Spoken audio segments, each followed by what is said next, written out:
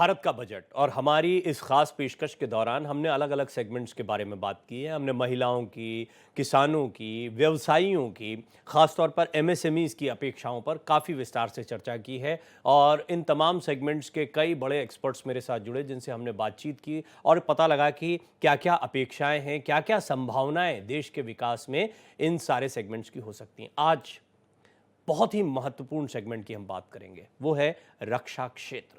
जी हाँ, देश जितना सुरक्षित होता है, जितना शक्तिशाली होता है, उतनी ही उसके आर्थिक विकास की संभावनाएं भी बढ़ जाती हैं। देश के अलग अलग सेक्टर्स को 1 फरवरी 2025 को पेश होने वाले बजट से काफ़ी उम्मीदें हैं। इसी सिलसिले में देश का डिफेंस सेक्टर भी सरकार से काफ़ी उम्मीदें लगाए बैठा है। एक्सपर्ट्स का मानना है कि डिफेंस सेक्टर में व्यापक आधुनिकीकरण की जरूरत है। हालांकि देश का डिफेंस बजट लगातार बढ़ा है, थोड़ा सही लेकिन हर बार पहले से ज्यादा मिला है। इस बार भी जानकार मान रहे हैं कि बजट में पिछली बार के मुकाबले करीब 10% ज्यादा मिल सकता है, बढ़ोतरी हो सकती है। तीनों सेनाओं, आर्मी, नेवी और एयरफोर्स का मानना है कि हर बार इतना बजट मिल जाता है जिससे वो अपनी ज़रूरतें पूरी कर लेते हैं। जिस तरह से वैश्विक अस्थिरता बढ़ रही है, दुनिया के कई कोनों में युद्ध चल रहा है, जिस तरह से भारत, चीन और पाकिस्तान की सीमाओं पर कभी कभी तनाव बढ़ जाता है, उसे देखते हुए लग रहा है कि वित्त मंत्री डिफेंस बजट में बढ़ोतरी का ऐलान कर सकती हैं। आने वाले समय में सेना को किसी भी चुनौती का सामना करने के लिए सही मजबूती मिले, इसके लिए डिफेंस सेक्टर पर ज्यादा फोकस किया जा सकता है। हम अपने तमाम मेहमानों से इसी मुद्दे पर करेंगे बात, लेकिन उससे पहले देखिए ये छोटी सी रिपोर्ट।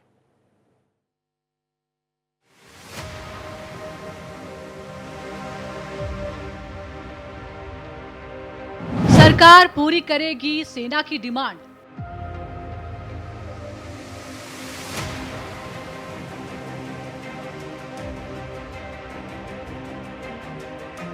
सेना को मजबूत बनाने के लिए बजट।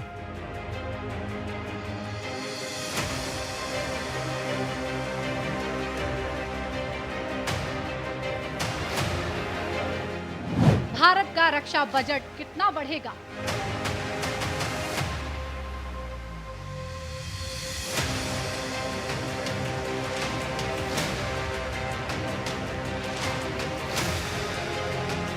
नेवी को अपग्रेड करने पर सरकार का ध्यान।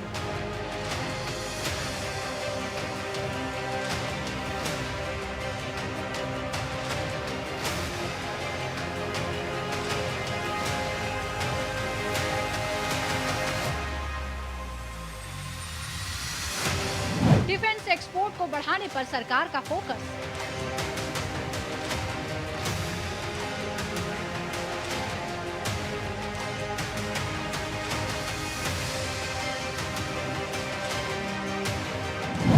भारत के विकास का नया डिफेंस बजट।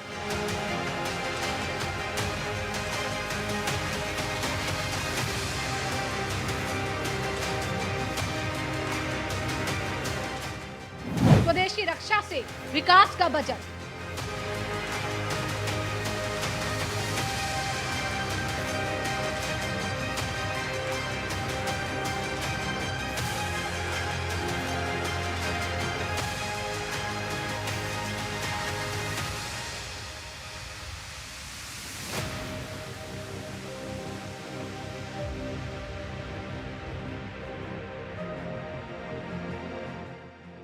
डिफेंस सेक्टर के लिए सरकार ने खोला खजाना।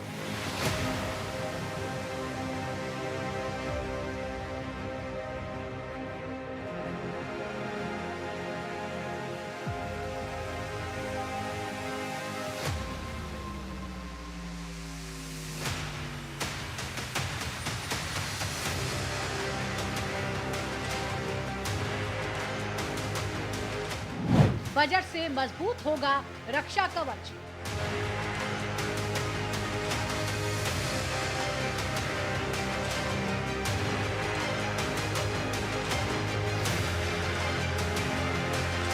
ये बजट चीन, पाकिस्तान पर करेगा चोट।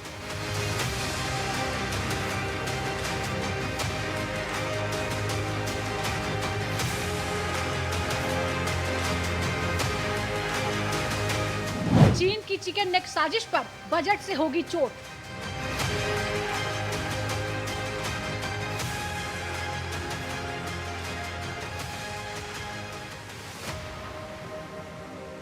नए हथियार से हिंद की सेना होगी तैयार।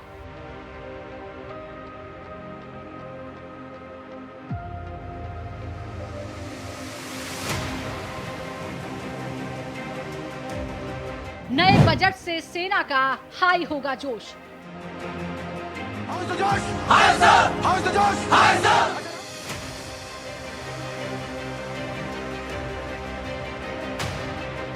तीनों सेनाओं को आधुनिक बनाने की तैयारी।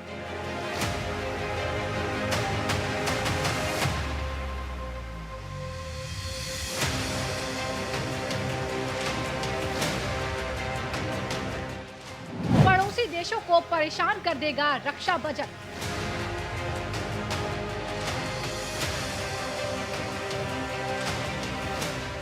डिफेंस बजट में 10% की बढ़ोतरी की उम्मीद।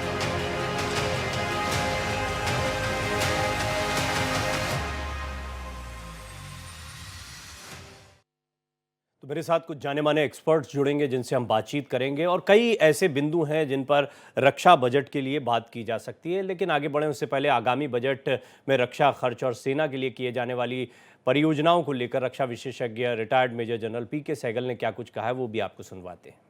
हमारे से चाइना का डिफेंस बजट तकरीबन 3.5 गुना ज़्यादा है। चाइना की जो एयरफोर्स है रैपिडली एक्सपेंड कर रही है। उसकी नेवी है इस समय दुनिया में सबसे बड़ी और वो 3 एयरक्राफ्ट कैरियर बना चुका है और कह रहा है कि हर साल एक और एयरक्राफ्ट कैरियर बनाएगा। साथ ही साथ उसकी पनडुब्बी भी बहुत बड़े पैमाने पर है और उसके अभी at any one point of time कम से कम 9 जहाज़ होते हैं इंडियन ओशन रीजन में और कह रहे हैं कि अगले 2 या 3 साल में ये 9 से बढ़ के 19 हो जाएंगे। साथ ही साथ उसकी एयरफोर्स में 2 5th जनरेशन हवाई जहाज़ जो है J-20 और J-35 लॉन्च हो चुके हैं और उसने 6th जनरेशन हवाई जहाज़ भी दर्शा दिया और वो भी उसकी एयरफोर्स में शामिल हो जाएगा। हमारी एयरफोर्स में केवल 11 स्क्वाड्रन की कमी है, 10-11 स्क्वाड्रन की। बड़ा लाजमी है कि उनको क्वांटिटेटिवली और क्वालिटेटिवली अपग्रेड किया जाए। इसी प्रकार हमारी नेवी की जो पनडुब्बियाँ हैं 6-7 जो भी इंडक्ट हुई हैं उनको छोड़कर बाकी सब की जो है लाइफ ख़त्म हो चुकी है। बहुत बड़े पैमाने पर आवश्यकता है अपनी नेवी को स्ट्रेंथन करने के लिए, ये देखते हुए कि चाइना जो है बहुत बड़े पैमाने पर एक्सपेंशनिज्म में लगा हुआ है। साथ ही साथ जो है हमारे आर्मी में भी बहुत ज़्यादा डेफिशिएंसीज है। हमारा जो इंफ्रास्ट्रक्चर है बॉर्डर इंफ्रास्ट्रक्चर वो चाइना के इंफ्रास्ट्रक्चर से बहुत पीछे है, उसमें भी बहुत बड़े उछाल की आवश्यकता है। फिर हमारी डिफेंस सर्विसेज में साफ तौर पे कहा गया है कि हमने अपने आप को तैयार किया है शॉर्ट एंड इंटेंस वॉर के लिए। और मेरे साथ एक बड़ा शानदार पैनल इस वक्त मौजूद है बातचीत करने के लिए। मेजर जनरल शशि अस्थाना मेरे साथ मौजूद हैं, एयर कमोडोर एसपी सिंह मेरे साथ मौजूद हैं, एनपी सिंह जो कि पूर्व नौसेना अधिकारी हैं वो भी मेरे साथ मौजूद हैं। आप तीनों का मैं बहुत बहुत स्वागत करता हूं। और हम रक्षा बजट पर जब भी बात करते हैं तो बजट के लिहाज से अस्थाना सर मैं शुरुआत आपसे करना चाहूँगा। पहले बताएँ कि हम देखते हैं ख़रीद फ़रोख्त की बात होती है कि हम कितने हथियारों को ख़रीद रहे हैं, दूसरा कितने हथियारों को बना रहे हैं। ये 2 बहुत बड़े सेगमेंट्स हैं जिन पर हमारा फोकस है और अब तो हमारा फोकस इस पर भी है कि कई देशों को हम हथियार निर्यात भी कर रहे हैं। ये इकोनॉमिक ग्रोथ के लिए भी महत्वपूर्ण है। इस लिहाज से भारत की स्थिति को वर्तमान तौर पर कैसे आंकते हैं आप? कि भारत पिछले के दशकों में ज़्यादा आयात किया करता था, भारत जितने भी हमारी सैन्य सामग्री है, और हम वर्ल्ड के सबसे बड़े इंपोर्टर उस समय भी थे, अभी भी हैं। लेकिन उसके साथ साथ हमने जो इंडिजिनस डेवलपमेंट है वो काफ़ी शुरू कर दिया है। अभी काफ़ी ज़्यादा मात्रा में भारत के अंदर एमुनिशन हथियार बन रहा है। उसी के साथ साथ जो तीसरा सेगमेंट आपने बताया, ये उम्मीद की जा रही है कि 2030 तक हम 50 करोड़ का एक्सपोर्ट, डिफेंस एक्सपोर्ट कर सकना चाहिए हमें। अगर इन तीनों को मद्देनजर रखते हुए इसमें कोई शक नहीं है कि जो हमें लेना होता है सामान, कुछ हाई टेक्नोलॉजिकल इक्विपमेंट है जो हम लोग अभी नहीं बना सकते, ये भी एक फैक्ट है। तो उसमें कुछ ना कुछ तो खरीद करनी पड़ेगी। उसमें जो सुधार आया है वो ये है कि पहले हम एक ही देश के ऊपर डिपेंडेंट थे, अब हमने उसको डाइवर्सिफाई कर दिया, जो कि इनएस्केपेबल या जो हम रोक नहीं सकते हैं, जिसको कुछ हमें जरूरी चाहिए ही चाहिए। जैसे कि अभी एक एयरक्राफ्ट कैरियर बना है, उसके लिए हवाई जहाज चाहिए, वो इमीडिएटली चाहिए। इंजन नहीं है, बनाने में देर लगेगी, इसलिए रफेल हमें इमिडिएटली चाहिए, जो एयरक्राफ्ट अभी एयरक्राफ्ट कैरियर जो बना है। तो ऐसे जो हमें खरीद करनी है वो तो इसके ऊपर चाहिए ही चाहिए, लेकिन उसके साथ साथ जितनी चीजें हम खुद बना सकते हैं, भारत के इंडियन गवर्नमेंट ने बार बार पॉजिटिव इंडियनाइजेशन लिस्ट निकाली हैं कि भाई ये और ये जो लिस्टें बनाई हैं ये जो इंडस्ट्रियलिस्ट हैं उनको साथ में लेके बनाई हैं कि आप क्या बना सकते हैं। सबसे बड़ी मुसीबत क्या आती थी इन चीज़ों में, वो ये थी कि इसके जो रिसर्च और डेवलपमेंट पर पैसा कोई भी प्राइवेट कंपनी इतना नहीं लगा सकती जब तक उसके पास बहुत बड़ा ऑर्डर ना हो, क्योंकि वो महंगा होता है जी। तो उसमें भी भारतीय गवर्नमेंट ने थोड़ा सा अभी कोशिश की है कि उनकी जो ये कॉस्ट है उसको थोड़ा कम किया जाए, तो जो हमारी डीआरडीओ की रिसर्च है वो उनके साथ शेयर की जाए। उसी मुताबिक एक गोको मॉडल कहते हैं कि गवर्नमेंट ओन्ड कॉमर्शियली ऑपरेटेड ऐसे भी जैसे संस्थाएं हैं, लैब्स हैं जहाँ पे टेस्टिंग की जाती है, वो भी बहुत महंगी होती हैं, तो वो भी एक मदद की गई इस कारण से कि प्राइवेट सेक्टर आगे बढ़े। कुल मिलाकर इंडिजिनस प्रोडक्शन पर हमारा फोकस है, उसको बढ़ावा देना है और निश्चित तौर पर आने वाले समय में हम इसमें मजबूत होंगे। इसको थोड़ा मैं आपसे और समझूंगा, बाकी के मेहमानों को भी चर्चा में शामिल करते हैं। एयर कमोडोर एसपी सिंह, आप ये आज एक ऐसा दौर चल रहा है जब हम जब भी तस्वीरें देखते हैं तो हम देखते हैं कि लड़ाई जो है अब वो एडवांस्ड हथियारों की तरफ बढ़ रही है। जैसे कि उदाहरण के लिए मैं जब भी यूक्रेन रशिया के वॉर की तस्वीरें देखता हूं, ड्रोन हमला हम देख रहे हैं कि ड्रोन बड़ा इफेक्टिव है, सस्ता भी पड़ता है, ऐसा भी सुनने में आता है। आप थोड़ा इस पर बेहतर बताएंगे। इस लिहाज से, आधुनिक हथियारों के लिहाज से हम कहां स्टैंड करते हैं? देखिए, आधुनिक हथियार में अभी हमारे एयर चीफ ने रिसेंटली एक सेमिनार में बोला था यूनिवर्सिटी के साथ, उन्होंने बड़ा क्लियरली बोला था कि technology delayed is technology denied, कि अगर ये टेक्नोलॉजी इतनी तेजी से प्रोग्रेस कर रही है स्पेशली एयर वॉर में कि आप उसको कैचअप करने में आपको समय लगेगा। तो जो भी आपने इंडिजिनाइजेशन की बात करी है, हम पिछले करीब 40 साल से इंडिजिनाइजेशन में जुटे हुए हैं, लेकिन उसका नतीजा ये है कि हमारे देश में हम 40 LCA तक प्रोड्यूस नहीं कर पाए अभी तक। तो ये एक बड़ा गैप है और उसमें हमारी टेक्नोलॉजी का इशू है जो हमारे पास नहीं है, जो दूसरे देश शेयर नहीं करते। तो उसके लिए हमें, जैसे अभी जनरल साहब ने बोला, कि हमें साथ साथ एक्वायर करनी पड़ेगी।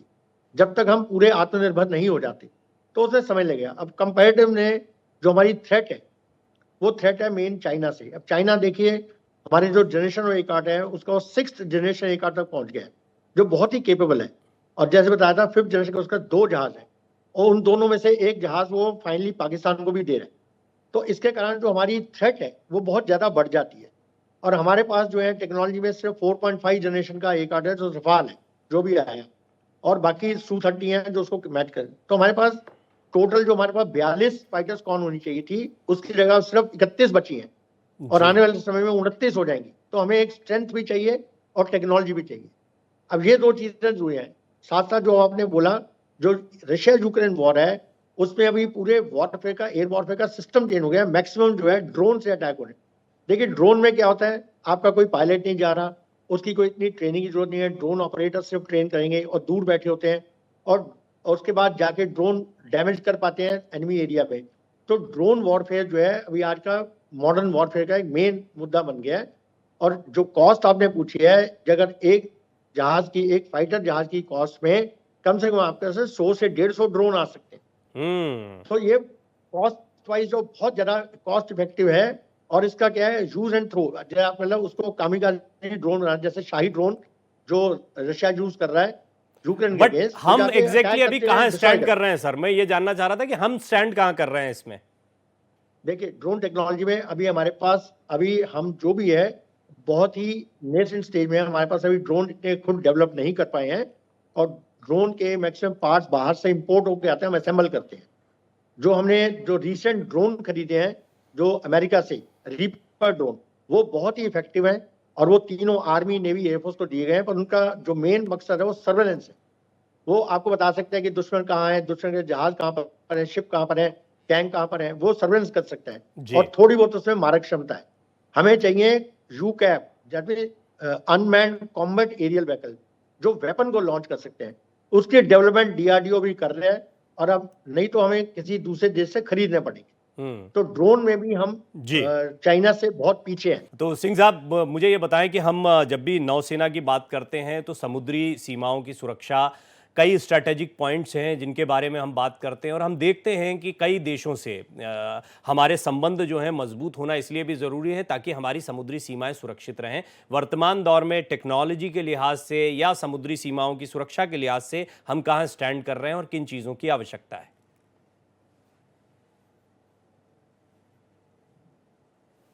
आपके माध्यम से मैं सभी दर्शकों को, सभी देशवासियों को आश्वस्त करना चाहता हूं कि भारतीय सशस्त्र सेनाएं जो हैं, हमारी जो डिफेंस है, हमारी जो आर्मी, एयरफोर्स और नेवी है, ये बहुत ही प्रोफेशनल हैं वर्ल्ड में, और हम दिन प्रतिदिन बेहतरी की तरफ जा रहे हैं।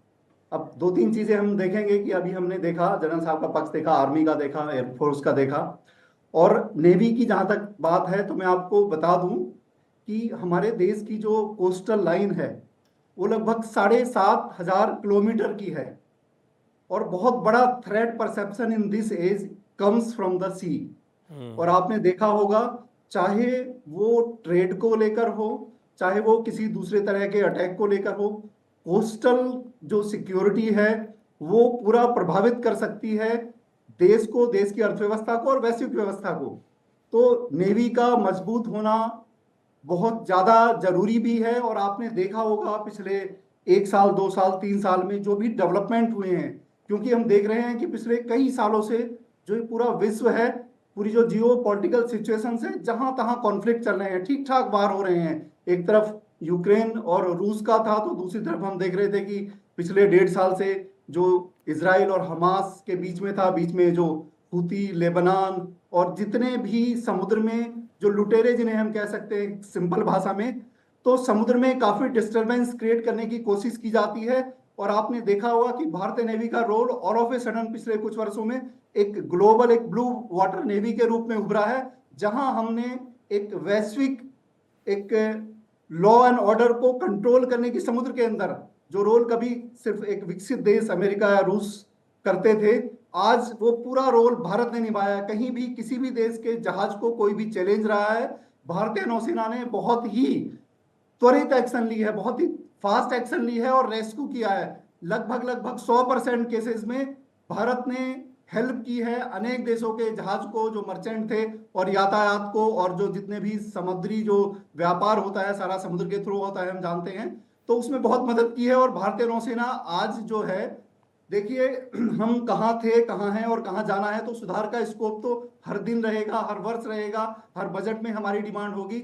बट मैं पिछले कुछ वर्षों के, क्योंकि मैं R&D से जुड़ा हुआ रहा हूँ, और चाहे डिफेंस R&D हो, स्पेस की हो, लगातार संपर्क रहा है, तो देखिए हम, जाहिर है बिल्कुल सही कहा था हमारे जनरल साहब ने भी और एयर कमोडोर साहब ने भी, कि R&D जो एक्सपेंडिचर था पास्ट में, अगर आप पिछले कई दशकों को देखें, तो भारत में R&D नहीं थी। हमारी निर्भरता जो थी वेपन के मामले में, हमारे जितने भी एयरक्राफ्ट कैरियर थे वो सभी यूके से आए हुए थे, पिछले 2 विक्रांत और विराट, और फिर उसके बाद रसिया से जो अभी करंट विक्रमादित्य है, और ये करंट जो विक्रांत है ये पहला इंडिजीनियस है।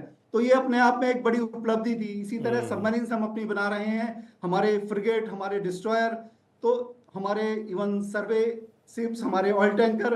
तो देखिए शिप कंस्ट्रक्शन, इट मींस आत्मनिर्भरता। देखिए जब दिशा बदलती है तो दशा जरूर बदल जाती है, तो हमारी दिशा बदलने लगी है। Of course it takes time, इतना बड़ा देश है, इतनी बड़ी सीमाएं हैं, और डिफेंस में ऑल ऑफ ए सडन आप एक्सपर्ट नहीं बन जाते हैं, लेकिन अगर दिशा बदल गई है तो अगले 5 साल, अगले 10 साल, अगले 20 साल, 2 दशक बाद जब हम देखते हैं तो हम हर दिन एक बेहतरी की तरफ जा रहे हैं। मैं बहुत विश्वास के साथ बता सकता हूं जी, indigenous production, research and development पर फोकस, हमारी वर्तमान स्थिति पहले से काफ़ी मजबूत और बेहतर है। ये कुछ 3-4 बहुत महत्वपूर्ण बातें major general Asthana, air commodore Singh साहब और आपसे बातचीत के दौरान सामने आई हैं। अब हम इसको थोड़ा बजट की तरफ ले जाएंगे, क्योंकि आप लोगों का एक्सपर्टाइज ऐसा है कि आपने इसको जिया है, इस जिंदगी को जिया है, और अभी भी निश्चित तौर पर रक्षा के बारे में भले ही लोग सुनते हैं, लेकिन जब आप इसको सुनते होंगे या आपकी अपेक्षाएं होती होंगी तो वो गौर करने लायक होंगी। अब बजट के लिहाज से जरा इसको समझते हैं। मेजर जनरल अस्थाना, पहले मैं आपसे जानना चाहूँगा कि बजट अलोकेशन के लिहाज से, यानी हम देखते हैं कि आमदनी और खर्चे में सुरक्षा सबसे महत्वपूर्ण होता है, तो रक्षा को हमेशा तरजीह दी जाती है, ग्रेजुअल ही सही, थोड़ा थोड़ा ही सही, लेकिन हमेशा हमने एक इंक्रीमेंट देखा है बजट अलोकेशन में। आपको क्या लगता है कहाँ इस बार फंड्स की ज़्यादा ज़रूरत पड़ सकती है? रिसर्च डेवलपमेंट पर हम काफ़ी बात कर चुके हैं, लेकिन किस तरह से, ताकि उसको हम देख भी पाएं, उसका क्रियान्वयन भी उतना इफेक्टिव हो पाए? देखिए, जब बजट की अगर बात की जाए तो बजट के 3 कंपोनेंट हैं, जिसमें सबसे पहले तो है रेवेन्यू बजट, जो कि हमारी रोजमर्रा की खर्चे का होता है, जैसे पे एंड अलाउंसेस हो गए और बाकी चीजें जो हो गई, एमुनिशन खर्चा है करना है, या जो सामान हम खरीद के सर्विस में ला चुके हैं उसके ऊपर जो खर्चा होता है। दूसरा होता है कैपिटल बजट, जो बाहर से सामान खरीदते हैं या कहीं से भी सामान खरीदते हैं, इंडिविजुअल्स भी खरीदें, लेकिन नया प्रोक्योरमेंट जो भी होता है उसको कैपिटल बजट कहते हैं। हमारा पिछले साल बजट था 6.23 लाख करोड़ के करीब। अब अगर आप इसको देखें, इजाफा हो रहा है, लेकिन ये जीडीपी के अगर कंपैरिजन में करें तो ये 2% से कम आता है। अभी मैं आपको कंपैरिजन दूं तो 1962 में हमारा 2% से कम जीडीपी जो बजट था, डिफेंस बजट, हमें जब महसास हुआ 1962 में जो हुआ वो सबको पता है, और उसके बाद में तकरीबन हमने 2.5-3% पर बजट लेके आ गए हम। और 65 की लड़ाई में भारत की सेना ने किस तरीके से मुंह तोड़ जवाब दिया और जीत हासिल करी। तो कहने का तात्पर्य ये है कि बजट की रिक्वायरमेंट इस समय ज़्यादा है, क्योंकि सिक्योरिटी सिचुएशन बदल गई है। पिछले साल तक जो हम सोचते थे उसमें और अब में थोड़ा फर्क आ गया है। दोनों जो हमारे, भारत एक अकेला ऐसा देश है, मैं पूरे देशवासियों को बताना चाहूंगा, जिसके 2 न्यूक्लियर नेबर हैं। एक अकेला देश है भारत ऐसा। दोनों से हमारी जो बॉर्डर लगता है, दोनों से सेटल्ड बॉर्डर नहीं है, और दोनों आपस में एक दूसरे से मिले हुए हैं। ये सिचुएशन कोई और फेस नहीं कर रहा। तो इस चीज को मद्देनजर रखते हुए हमें हर जगह बजट चाहिए। जैसे आपने सवाल पूछा, एयरफोर्स के लिए बहुत इंपॉर्टेंट है, क्योंकि एयरफोर्स का जो एयरक्राफ्ट है, कोशिश करके भी हम नहीं बना पा रहे हैं, क्योंकि इंजन नहीं है हमारे पास। तो उस कारण से खरीदना इस समय बहुत जरूरी हो गया है, और एयर चीफ ने भी इस बारे में काफी बातचीत की थी। नेवी में काफी हद तक इंडिजनाइजेशन हो रहा है, लेकिन कुछ चीजें ऐसी हैं जो हम इंडिजनाइज नहीं कर पा रहे हैं। अभी न्यूक्लियर सबमरीन तो हमें चाहिए, तो कुछ चीजें ऐसी हैं जो हमें चाहिए। तो कैपिटल प्रोक्योरमेंट पर हमारा बजट काफी हद तक जाएगा। और रेवेन्यू का जो जहां तक सवाल है, वो रेवेन्यू खर्च भी बढ़ जाता है। अभी देशवासियों को समझाने के लिए मैं सिंपल सा चीज बताता हूं। अगर लद्दाख बॉर्डर पर फौज की जितने फौज पहले बैठती थी, अब जाके उतर बैठती है, तो वहां पर जो कपड़े का खर्चा, वहां पर जो बाकी चीजों का खर्चा है, वो काफी महंगा पड़ता है। कारगिल में पहले हम नहीं बैठा करते थे ऊपर, लेकिन जब कारगिल लड़ाई हुई उसके बाद में हमने वहां बैठना शुरू कर दिया। तो इस किस्म से जब आउटस्ट्रेच डेवलपमेंट डिप्लॉयमेंट हो जाती है तो खर्चा बढ़ जाता है। तो एक तरीके से रेवेन्यू बजट भी, पहले ये होता था कि रेवेन्यू कम कीजिए और कैपिटल की तरफ आप ज्यादा करिए और सामान खरीदिए। अब वो भी रेवेन्यू में भी ज्यादा रिक्वायरमेंट है। डीआरडीओ और जो रिसर्च की आपने बात करी, बिल्कुल पहले पिछली 35,000 करोड़ पिछली बार दिया गया था। जाहिर है कि उसमें अभी इजाफा करना पड़ेगा। कुछ इनोवेशन के लिए भी हम लोगों ने बजट बनाया था। आईडेक्स एक संस्था है जिसको पिछली बार 518 करोड़ दिए गए थे। उम्मीद है कि इस बार और ज्यादा दिए जाएंगे, क्योंकि इनोवेशन की जरूरत है। हर चीज जो है, एक जनरल के तौर पे मैं ये बताना चाहूंगा कि हम ये नहीं उम्मीद करते कि हर चीज हमें आप बेस्ट दीजिए। अगर हमारा इंडिजिनस सामान हमें इतनी ताकत दे दे कि हम लड़ पाए, तो वो काफी है, और इतना ही हम अफोर्ड कर सकते हैं। दूसरी चीज ये है कि कंपेयर, नॉर्मली क्या होता है कंपैरिजन, जी चीन का बजट इतना हो गया, अब हम क्या करें। अब ये कंपैरिजन नहीं, सही नहीं है, क्योंकि चीन के कमिटमेंट जो बॉर्डर है वो हमसे 2.5 गुना ज्यादा है। उसी मुताबिक चीन की वो भिड़ भी रहा है अमेरिका से, तो उसकी और उसने की ग्लोबल डिप्लॉयमेंट है। उसकी हमारी उसकी जो जरूरतें requirement है, उसका उसका पूरा।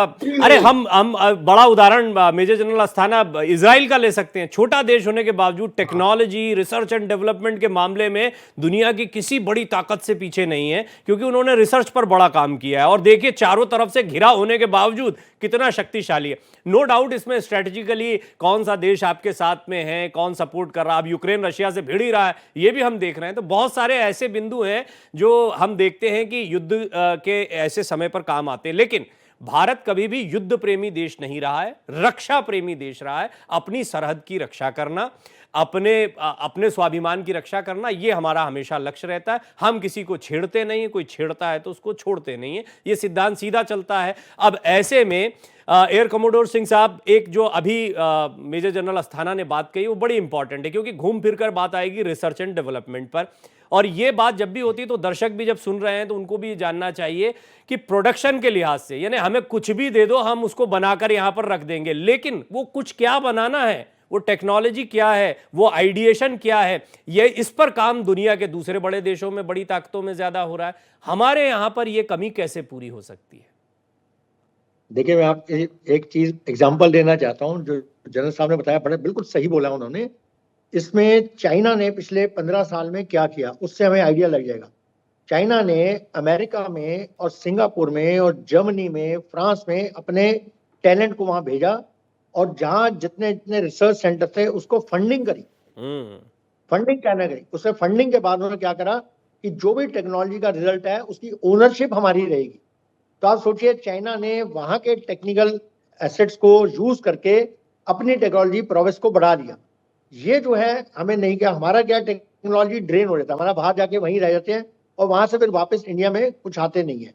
तो ये एक बहुत बड़ा गैप है जिसके कारण हम टेक्नोलॉजी एक्वायर नहीं कर पा रहे। तो हमें भी ऐसा कुछ करना है, अपने स्टूडेंट्स को बाहर भेजना पड़ेगा। अभी हमने एक बड़ा अच्छा इनिशिएटिव जो हमारी सरकार ने लिया है वो यही है कि हमारे अपने स्टूडेंट्स को, ब्राइट स्टूडेंट्स को बाहर भेजा जा रहा है, बाहर के मुल्कों में, और उनसे टेक्नोलॉजी प्रोजेक्ट कराए जा रहे हैं, कंबाइंड प्रोजेक्ट, जैसे एआई के ऊपर, क्वांटम टेक्नोलॉजी के ऊपर, इस तरह से। इसके कारण क्या होगा, ये जो टेक्नोलॉजी हमारे देश में वापस आएगी और ये लोग स्टार्टअप और यूनिकॉर्न बनाएंगे, और बहुत बड़ा पैसा गवर्नमेंट जो स्टार्टअप और यूनिकॉर्न में इन्वेस्ट कर रही है। मैं आपको एग्जांपल दे रहा हूँ। मैंने इंडिया की ड्रोन पॉलिसी जब लिख रहा था, मैं आई वाज द चेयरमैन, तो हमने ड्रोन के लिए पूरे IITs, NITs सबके टैलेंट को बुलाया था, और उनके बाद हमने उनको फंडिंग करी। तो गवर्नमेंट ने उस समय उनको 1200 करोड़ रुपए की फंडिंग दी थी।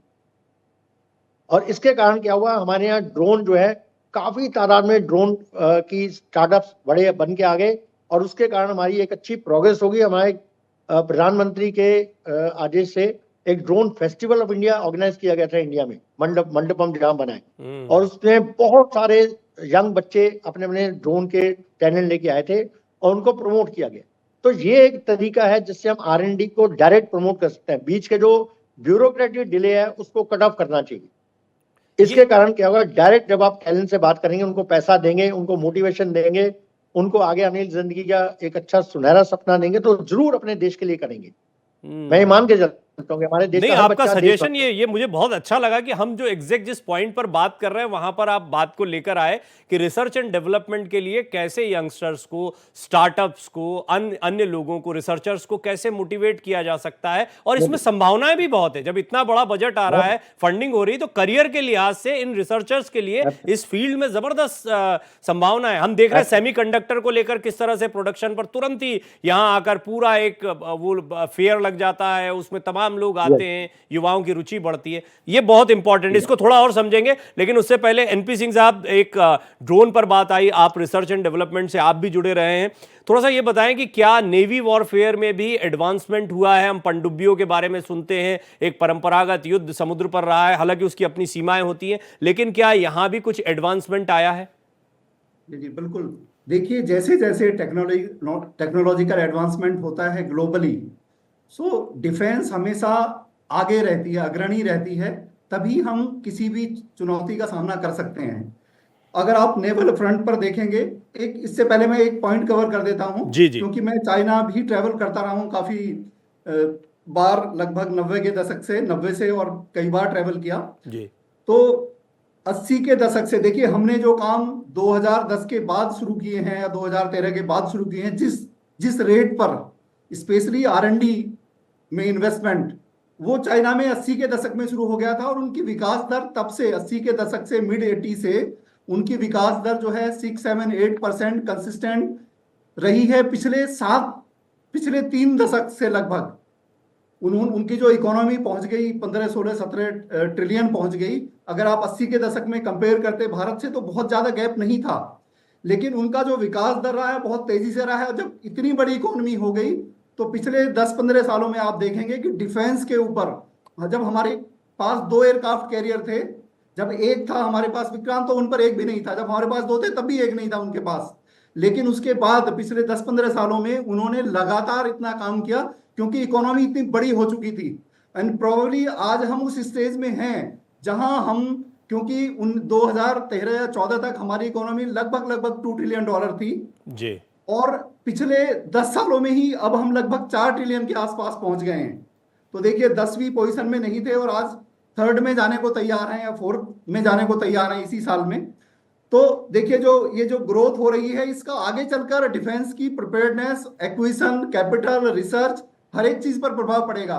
करंट स्टेट में मैं आपको बता सकता हूं कि नेवी में जो भी हो सकता है, वी आर मेकिंग मैं सभी देशवासियों को आपके चैनल के माध्यम से बताना चाहूंगा कि बहुत पॉजिटिव डेवलपमेंट हो रहे हैं। हमारे दूसरे एयरक्राफ्ट कैरियर की तैयारी हो रही है, हमारे जो सबमरीन्स है, न्यूक्लियर सबमरीन्स 4th भी पानी में लॉन्च हो गई है, मीन्स ट्रायल के लिए उसके जलावतरण कर दिया गया अक्टूबर में।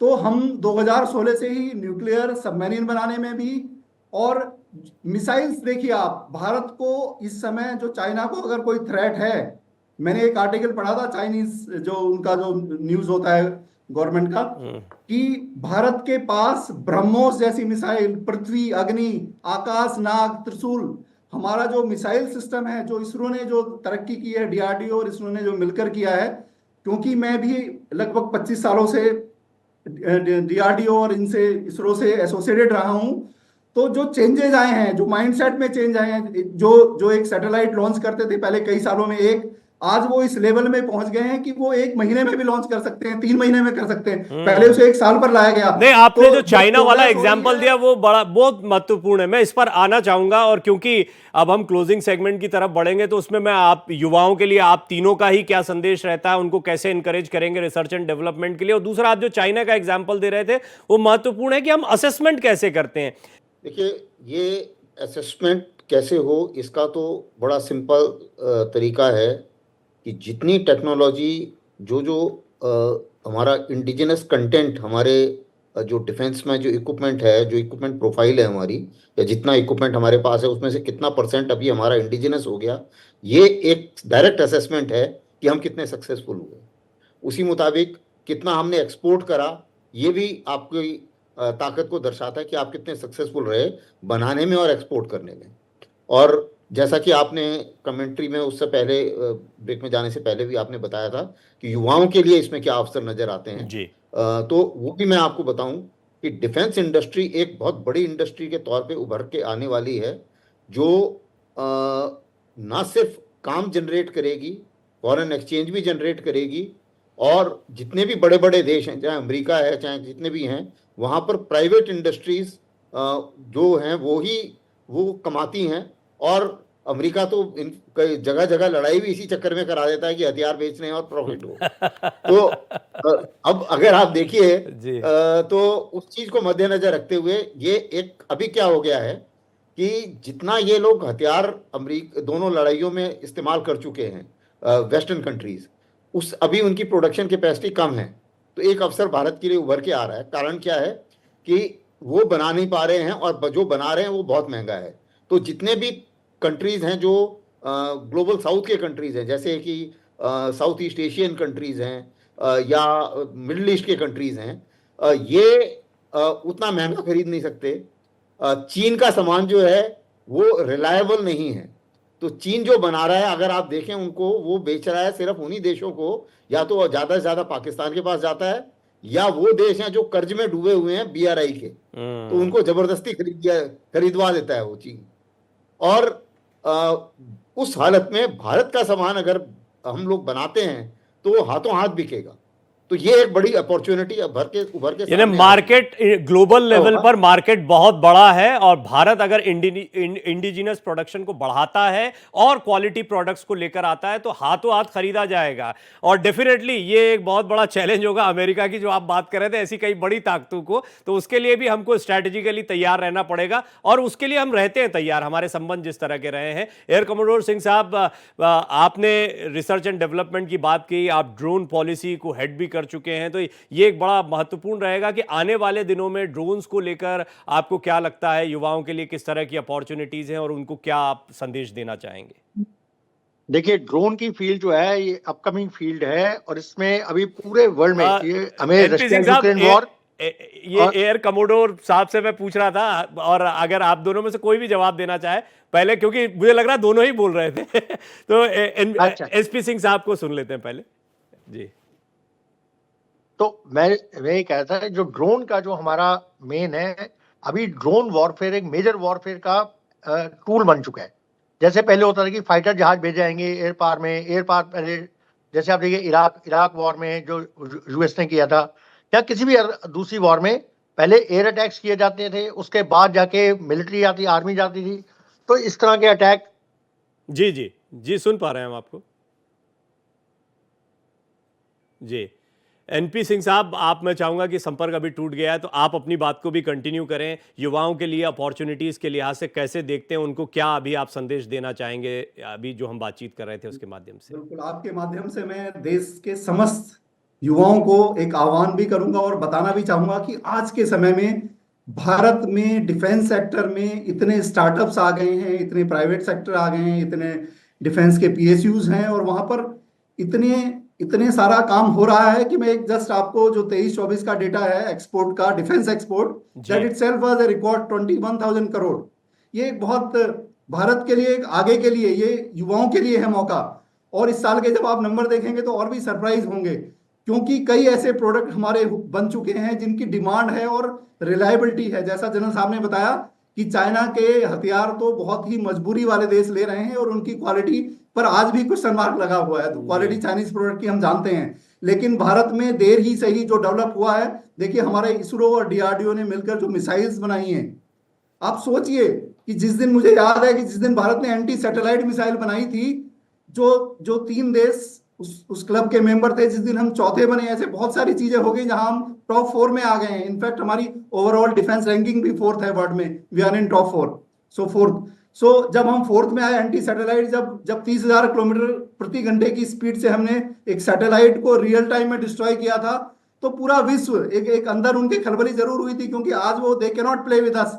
सो बहुत बढ़िया अवसर है और आने वाला समय बहुत ही बेहतर होने वाला भारत के ये लिए। आपने बड़ा, मैं चाह रहा था, मतलब इतने सारे इश्यूज थे कि ये वाला इशू मैं मिस कर गया। थैंक्स, आप इसको लेकर आए। मेजर जनरल अस्थाना, मैं चाहूंगा आप भी थोड़ा इस पर टिप्पणी करें कि अब हम देख रहे हैं कि यहाँ लड़ाई जो है सिर्फ ये नहीं कि जमीन पर, पानी में या हवा में लड़ना है, अभी तो अंतरिक्ष में भी लड़ना है। और हम देख रहे हैं कि चाइना उस मामले में बड़ा आगे है या अमेरिका जैसी बड़ी ताकतों ने अपने आप को मजबूत किया है। तो आपको लगता है कि हम और भी, यानी हमारा एडवांसमेंट फ्यूचरिस्टिक भी है, हम सिर्फ परंपरागत युद्ध के बारे में नहीं सोच रहे हैं?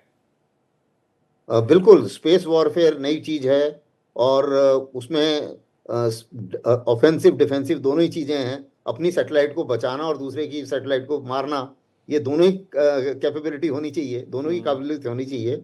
उसी मुताबिक साइबर वॉरफेयर एक नया उभर के आ रहा है सामने। कॉग्निटिव वॉरफेयर के भी अलग नमूने नजर आ रहे हैं जो कि देशों में चल रहा है। इंफॉर्मेशन वॉरफेयर एक बड़ा हथियार बन गया है। अभी आपने रशिया यूक्रेन वॉर में देखा होगा, जिसमें आप सब शामिल हैं, आप लोग भी उसी में शामिल हैं, क्योंकि इंफॉर्मेशन वॉर जो है वो अकेले नहीं लड़ी जाती है।